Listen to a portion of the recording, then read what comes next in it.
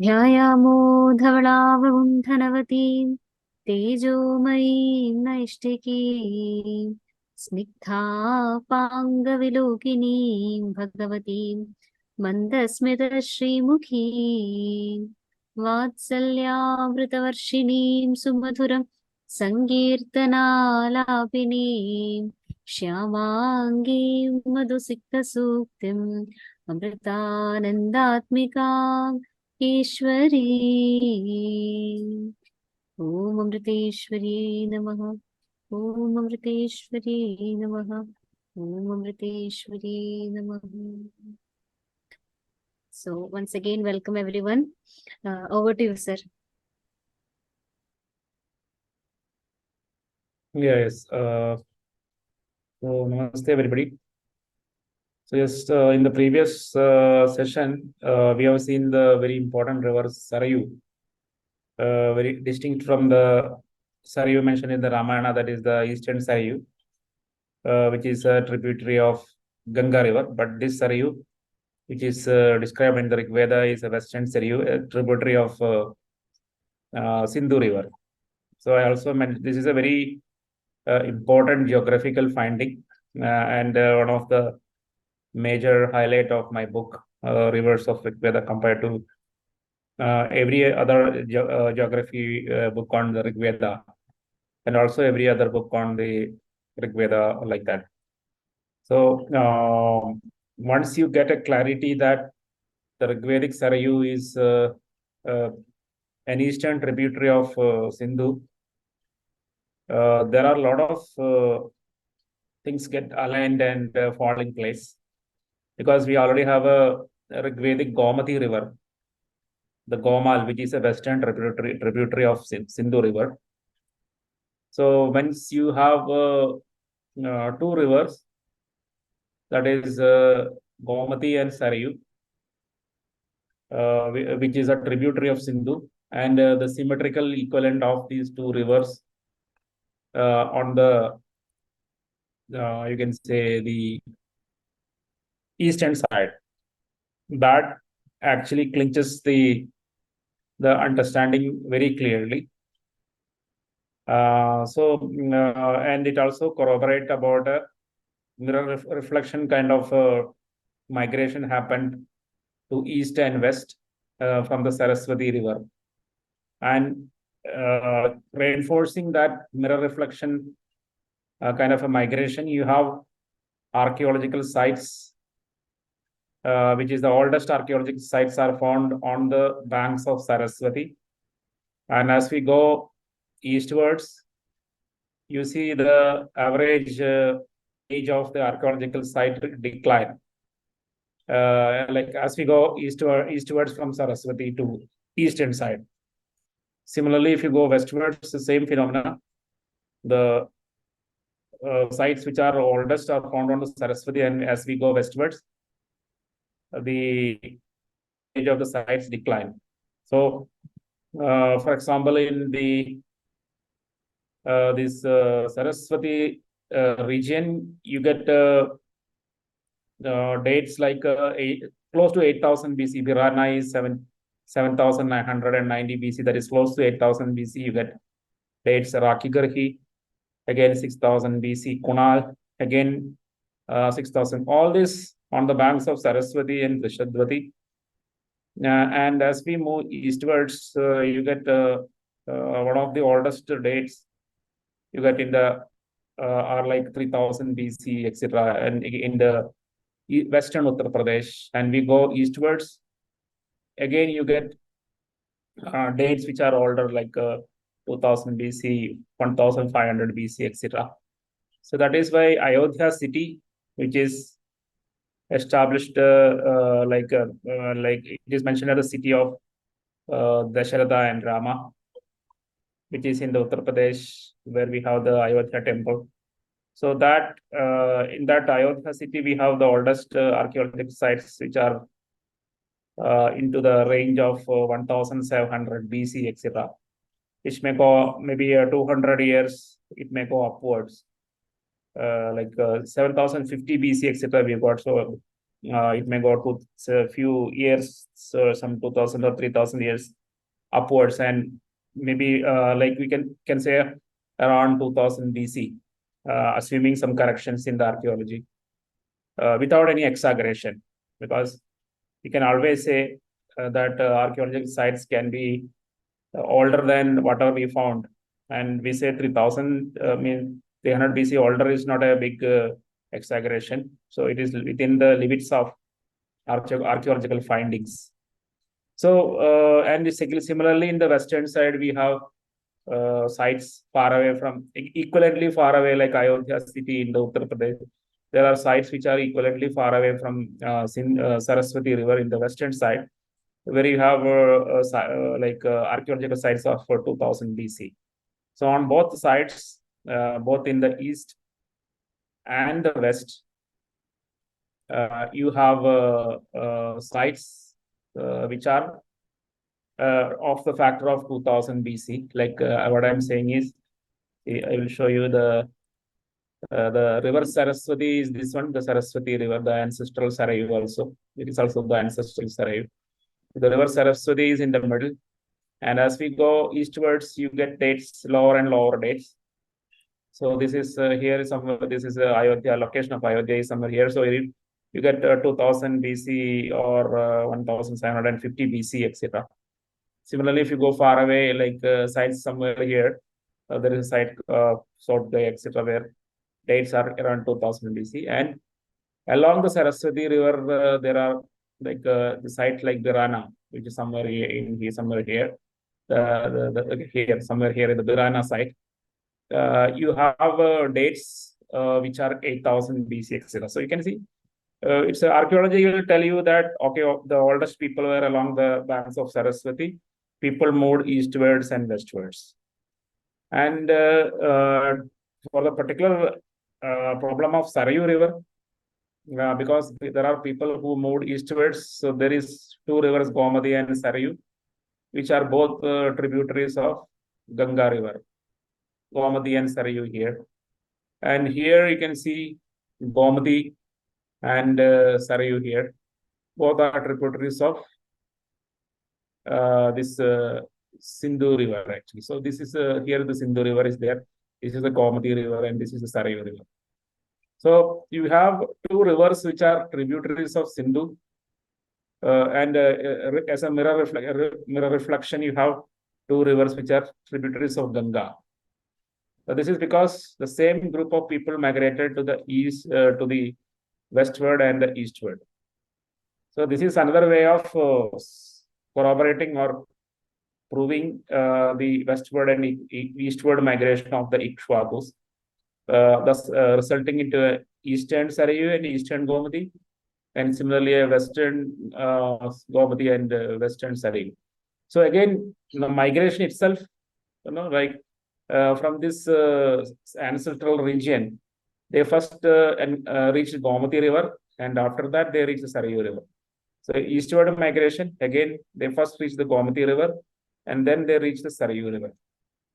So both are mirror reflections. So both are the same group of people who migrated westward and eastward, and that same group we call the Ikshwakus. So the Ikshwaku group is migrating eastward and westwards, and the westward migrating, the people who migrated westward and established along the Gomati and Sarayu River tributaries of Sindhu, they are called the Western Ikshwakus. And there is a specific name, Trikshis, used in the Ṛgveda for them. And there are two famous kings, Trikshi kings. They are the Purukutsa and Trasadasyu. And Trasadasyu is almost mentioned as a great supporter of the Purus. The Purus, when they Ṛgveda mentioned Purus, basically they are mentioning Samvarana Bharata, who is the ancestor of the Pandavas and Kauravas. So Samvarana Bharata, as I mentioned, he was ruling in this Varapathuvia region, contemporary to the most famous king Sudas. And as I mentioned, because two king cannot be in the same place, so the dominant king has pushed him. So the Sudas have banished Samvarana, and he went and lived in the Asikni river bank after crossing the this Parushni River, which is the boundary of Sudha's territory. He went ahead and lived in the Asikni River. He defeated some Dasyus there. And similarly, the Anava kings were also banished from the Varaprithvya region. So he got friendship with Anava king Kavi Chayamana. So Kavi Chayamana is basically a Anava king or a Danava king, if it is used the Puranic terminology. And they are the Kayani dynasty. Currently, this is famous in Pakistan, etc. So that is a Kavi Chayamana. Kavi Chayamana's descendants are the Kayanis. So Kavi like that. So that Kavi Chayamana and Samvarna Bharata, who is mentioned in the Ṛgvedas, Puru, because they belong to the Puru family as well. He both of them allied, and then there was a confederation of 10 kings formed, and they came for battle at Parushni River. And the Sudhas also opposed to them. And because Sudhas was very powerful, they got all defeated, and they migrated westwards. Some of the Anavas continued migrating, and they reached Iran, and they become the Iranians. But some of them stayed along with Samvarna Bharata in the Sarayu territory, that is the eastern Sarayu territory, where the Trikshis were living.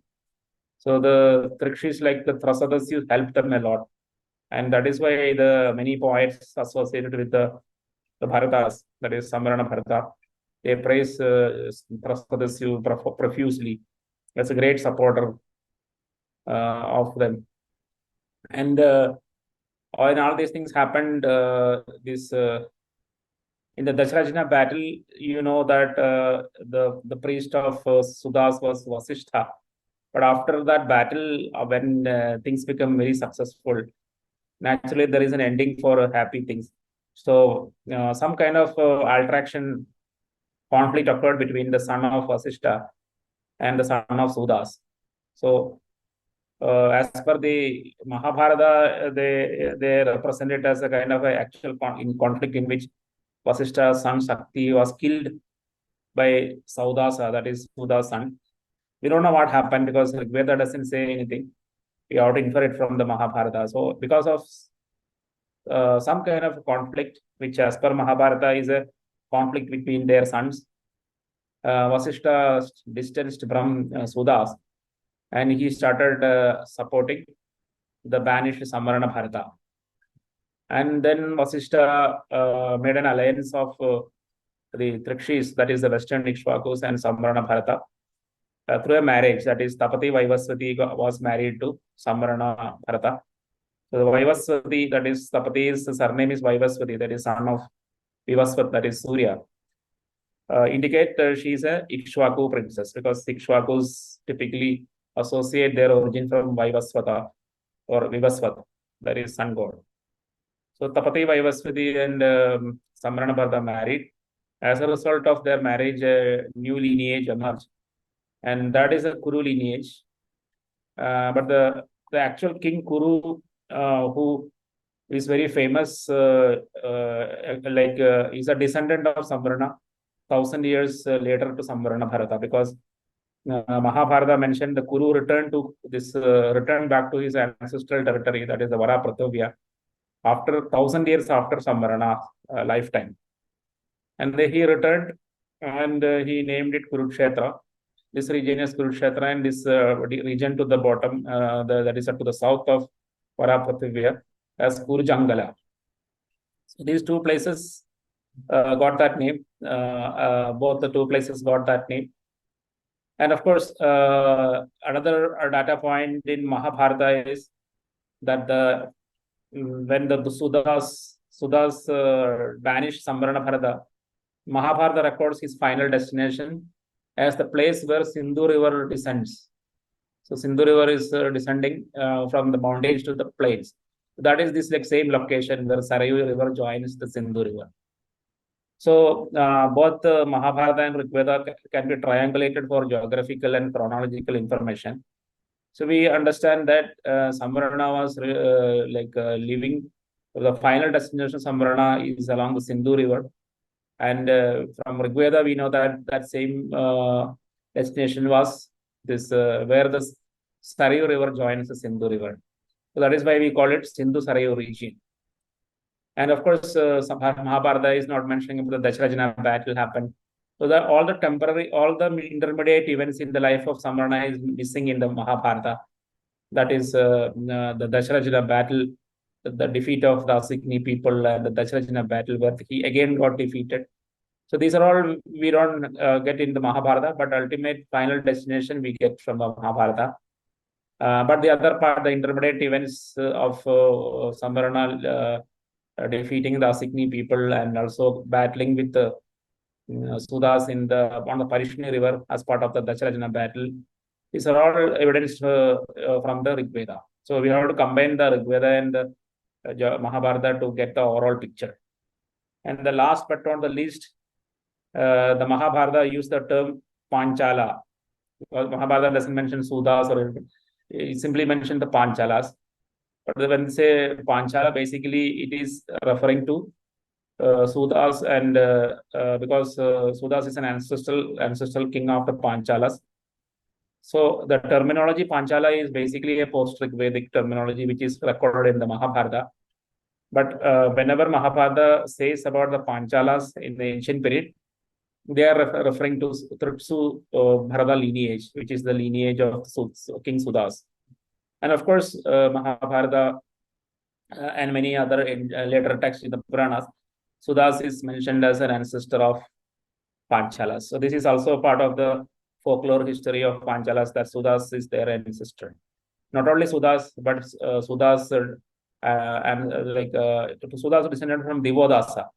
Divodasa, Sudas, all these people are mentioned as the ancestral kings of the Panchala. So there are no doubt about it. So both the histories in the Mahabharata and the Ṛgveda are corroborated in the book, that is Rivers of Ṛgveda, and we get a coherent picture.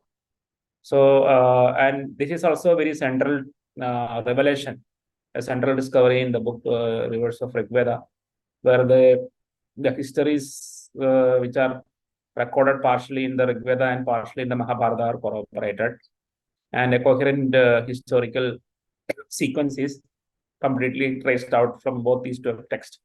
And these two texts have a consequence into the Ramayana, because from these corroborating these two texts, we know that 1,000 years after Samvarna and Sudas lived, King Kuru lived, and after King Kuru came back and renamed Kurukshetra, and Sabara Prithvi as Kurukshetra and the southern part of Kurukshetra as Kurujangala, we got those two names. And very surprisingly, these names like Kurujangala, even Panchala and Hastinapura are mentioned in the Ramayana.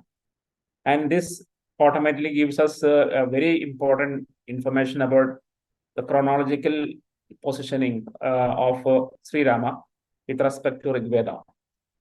Because the King Kuru, not directly mentioned in the Ṛgveda, but the verb Kuru, which is a substitute of an early Ṛgvedic term Krunu, is mentioned in the late Ṛgvedic period, because of which we can say that King Kuru is a late Ṛgvedic king.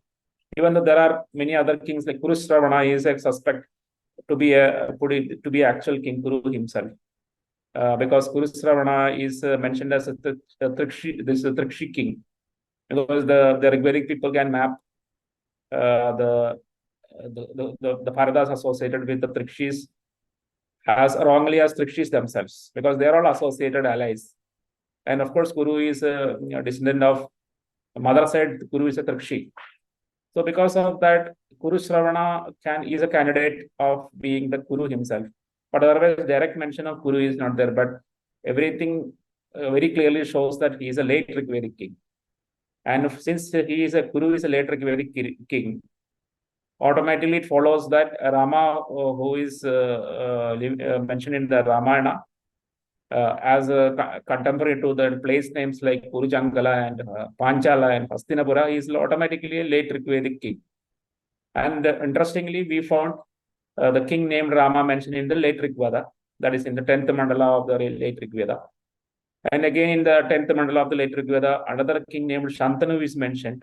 So both Rama and Shantanu are contemporary to the 10th mandala of the Ṛgveda, that is the late Ṛgvedic, last of the late Ṛgveda. There is the end of the late Ṛgveda actually, which we have very conveniently dated to 1900 BC. And again, the gap between King Kuru and Shantanu is just 5 generations, because Shantanu's father Pradibha is around in the 5th generation of King Kuru. So it's around 100 years which separate King Kuru from Pradibha. And after Pradibha, you have the next generation Shantanu. So all these things add up together. So Shantanu and Rama can be their birth can be dated to around 1940 BC. Then everything fall in place and lead to Kurukshetra war in 1793 BC. So you have entire history or chronology established based on 1793 BC as the sheet anchor date of Kurukshetra war. You can automatically calculate the chronologically what is the dating of Shantanu and Rama, which is around 1940 BC, and King Kuru, which will be around 2050 BC kind of period, because there is a gap of 125 years between Shantanu and King Kuru. So if you have 2050 or around 2050 BC as King Kuru, minus 1000 years, so around 3050, plus or minus 100 years of variability here and there. You have in the 3050 BC or 3100 BC, etc. We have Sudas and Samvarana Bharata. So then automatically we get the date of the Dasharajana battle as around between around 3100 BC, where tradition plays Kurukshetra war. So there is a very important discovery that, see, whatever is being passed down as because in the tradition there is a strong tradition about something happened in 3102 BC. That is Kali Yuga start, and a lot of things are mentioned, and very people are tempted to. I mean, our ancestors are tempted to connect it with the battle, and they are unwittingly connect it with the Kurukshetra war, but it could be the Dasharajana battle itself. Because if it is the Dasharajana battle, there is no need of there is no connection with the horse chariots. Horse chariots are typically emerged in after 2200 BC. But in the Dasharajana battle, there is no indication that it is a battle where horse chariots are used. And a few years back, before the Dasharajana battle, we have Vishwamitra as the guide of the priest of Sudas, and he was leading an army crossing the Vipas Sududri confluence, and there the chariots were driven by cattle, that is bullock chariots. We call it bullock carts today, but earlier the chariots, the war chariots, even transport chariots, everything was driven by cattle. So we have an evidence of a cattle-driven chariot passing through this Vipas Sududri just a few years before the Dasharajana battle. And in 3000 BC, there is archaeologically or there is no problem in conceiving a cattle-driven chariot, because that was normal in that period, 3100 BC, around 3100 BC. So between 3200 BC to 3000 BC, in that 200-year period, in which Sudas lived, in which Samvarana lived, in which Dasharajana battle occurred, in which there was the crossing of Vishwamitra along Vipas Sududri. In that period, your normal transport is through chariots driven by cattle, and is perfectly matched with our chronology. Others, those who date Kurukshetra war, have a lot of explaining, because so far we have been discussing this problem for more than 30 years. As far as I am concerned, I am looking at the data and evidence for 30 years. In all these 30 years, there is not a single chariot driven by horses discovered, not only in India, but anywhere in the world. Not even Egyptian civilization or Mesopotamian civilization, Chinese, no civilization claim about a horse-driven chariot in 3200 BC period. So this is not a problem of any Indian archaeologist who are actually not doing anything, who are not who are lazy to excavate, or who are not good enough in excavating, or they are not hiding any truth or anything. Nowhere in the archaeology, nowhere see every civilization want their no, they want to claim that they have the oldest chariot, all this, but till date neither Egyptian civilization nor Sumerian Mesopotamian civilization nor Chinese civilization, no civilization in the world have any war chariot driven by horses in 3000 BC to 3200 period, 2200 period. Everything is after 2200 BC. Even Sinoli chariot we have excavated, it is dated to 2000 BC to 1800 BC, which is somewhere here in Sinoli. So every evidence points towards a Kurukshetra war date of lesser than 2000 BC. And that is why our sheet anchor of 1793 BC, as of today's archaeology and as of today's evidence about evolution of chariots, even so many other factors, that is a very strong date for Kurukshetra war. And of course, things, these are all matter of science. In any future, if maybe after a few years, if you get convincing evidence of horse-driven war chariots in 3000 BC to 3200 BC, only then we have to relook about the date of the Kurukshetra war. And until then, it has to be our focus and support should be for the date which are lower than 2000 BC for the Kurukshetra war. And this is not just a simple kind of linkage. There are other even dozens and dozens of other linkages, which I'm not talking because of the lack of time. So just the Sarajevo part I wanted to revise once again because the chapter was very big. So the previous chapter I have anyway 2 hours I spent, but there are more things I want to do. So one thing I missed in the previous chapter about this Sarayu is this one, the Harayu. Because just like the Anavas, like Kavi Chayamana, he is represented in the Puranas. Sometimes he is represented in the Puranas as Shukracharya, etc. And the river Sarayu, similarly the river Sarayu, right? So the river Sarayu, why it is because there are multiple locations, proposed location for the river Sarayu. In Afghanistan, I have mentioned there is kind of a proposed, for example, Talagiri proposed it in the Afghanistan, etc. Let me see if this is the Harirud River. This river, which is way into the central Afghanistan. So there is a kind of alternate identification of river Sarayu into this deep into this Afghanistan. And I mentioned in previously about now the culture stops at this particular, whatever this red boundary we will see. This is the boundary between Pakistan and Afghanistan. So culture more or less stopped by this boundary, but this yellow color you see, this is the valley of the Kuha River, the Kabul River. So only some spread through this particular plain. This is the Gandhara region.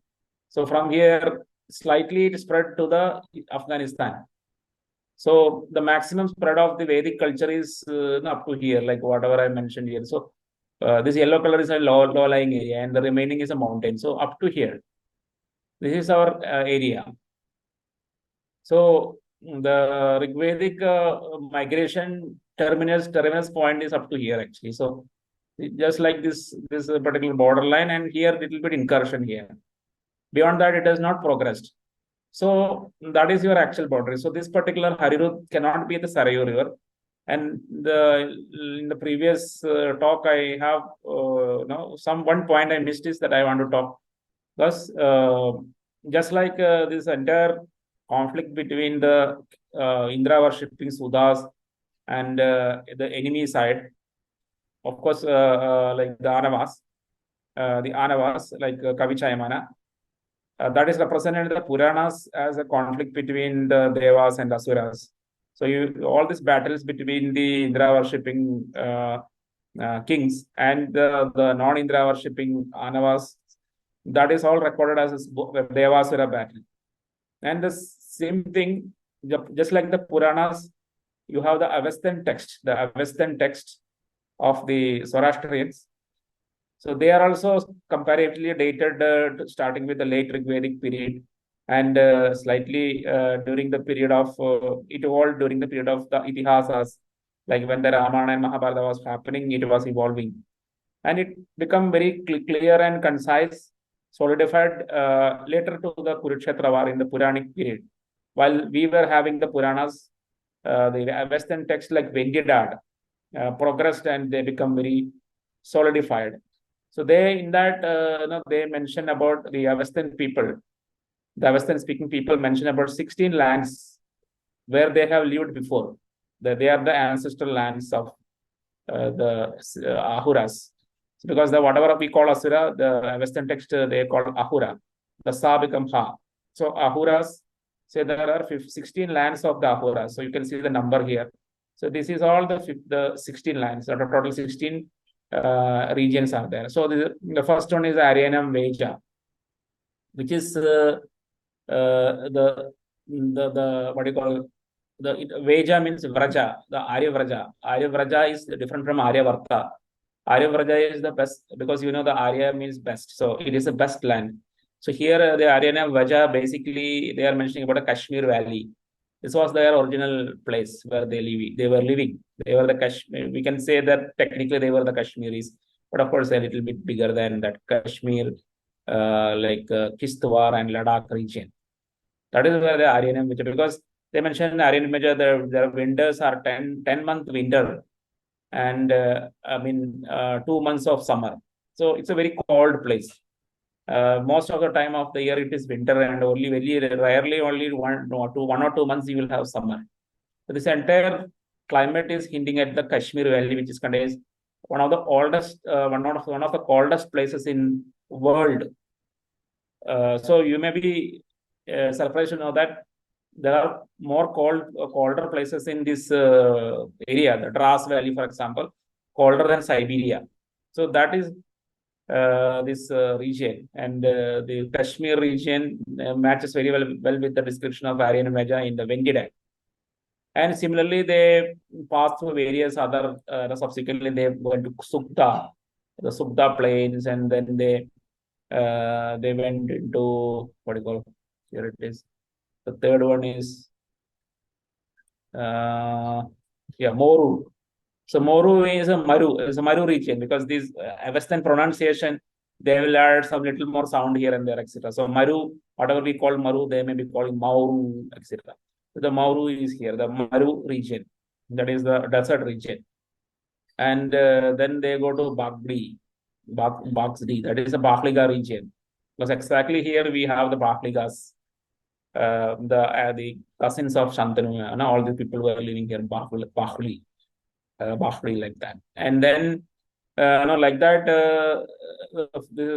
they go into various places actually because it's a very kind of discontinuous because they were leaving different places because of the conflict with the Indra worshipping people. So they may be here, then they may be here, they may be here, and then they suddenly go to here, just seeking some in the Maru region. Nobody cares when people living in the Maru region, etc. And then after that, they because they gain strength and they come back to the Bakhdi, which is a very very prosperous region. Again, they will be thrown away. So they will go to some other place. So like that, they were going actually. They mentioned that this is how they migrated. Now the entire migratory steps they were mentioning like that. And this is an important the Sukta or a hymn in the Vendiad, how they went into different places. Most of the time fearing the Indra worshippers. They were in conflict because of that.